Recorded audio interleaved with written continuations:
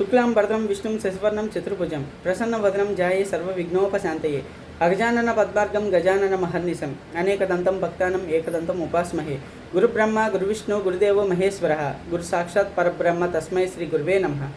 ఓం హ్రీం హ్రీం శ్రీం శ్రీం లక్ష్మీ వాసుదేవాయ నమః. జూలై నెలలో కన్యారాశి వారికి ఎలాగుందో ఈ వీడియోలో చూద్దాం. కన్యారాశి వారికి రవి దశమ స్థానంలో, కుజుడు వ్యాయస్థానంలో, బుధుడు లాభస్థానంలో, గురుడు దశమ స్థానంలో, శుక్రుడు భాగ్యస్థానంలో, శని సప్తమ స్థానంలో, రాహు షష్ఠ స్థానంలో, కేతు వ్యాయస్థానంలో ఉండటం వలన ఈ జూలై నెలలో వీళ్ళకి క్రమక్రమంగా అభివృద్ధి జరగటం, మనసులోని కోరికలు తీరడం, ఆర్థికంగా లాభపడటం, కర్మసిద్ధి, అందరితో కలవడం లాంటివి జరుగుతాయి. అలాగే 14వ తారీఖు, 18వ తారీఖు, అలానే 28వ తారీఖు జూలై నెలలో వీళ్ళకి ప్రశాంతత మానసికంగా కొంచెం లోపిస్తుంది.